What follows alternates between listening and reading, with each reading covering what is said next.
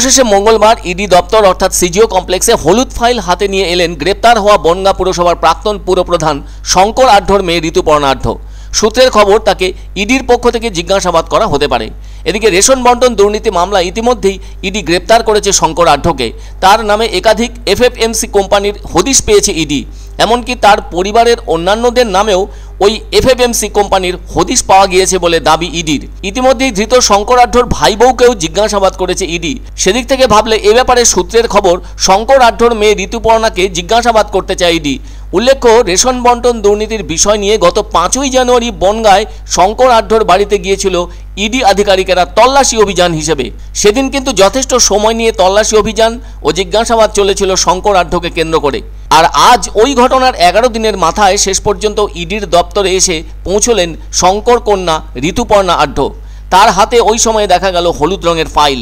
তবে শঙ্কর আঢ্যর কলকাতার বাড়ি ও অফিসেও তল্লাশি হয়েছে। এসব জায়গা থেকে মিলেছে বাংলাদেশি মুদ্রা, যা কিনা ভারতীয় মুদ্রা হিসেবে 8 লক্ষ টাকার মতো। ইডি সূত্রে এমনই খবর। আর সোমবার কলকাতার সল্টলেকের 4 জায়গায় তল্লাশি অভিযান চালিয়েছে ইডি আধিকারিকেরা, যার মধ্যে সবচেয়ে বেশি পরিমাণে নজর ছিল ধর্মতলার কাছে মার্কুই স্ট্রিটে থাকা তার ফ্ল্যাট ও অফিসের প্রতি। সেখানে একটি মুদ্রা বিনিময় কেন্দ্র চলত শঙ্কর আঢ্যর নামে।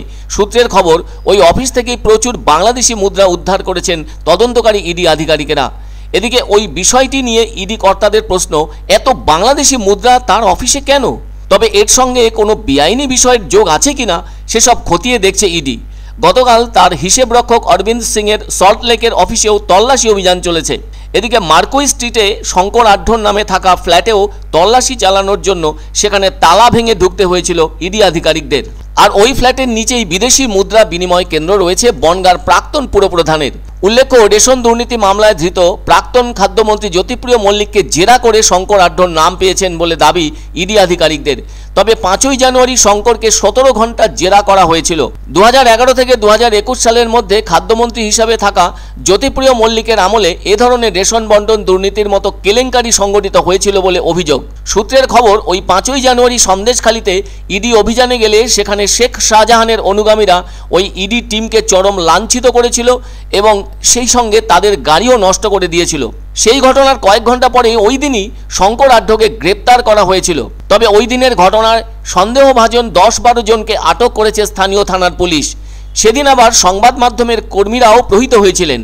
আর আজ নিয়ে 11 দিন হলেও এখনও পর্যন্ত পুলিশ খুঁজে পায়নি শেখ শাহজাহানকে। আবার ইডির কাছেও কোনো খবর নেই সন্দেশখালীর সরবেরিয়ার বেতাজ বাদশাহ তথা তৃণমূল নেতা শেখ শাহজাহানের। বিষয়টি নিয়ে জল্পনা চলছেই।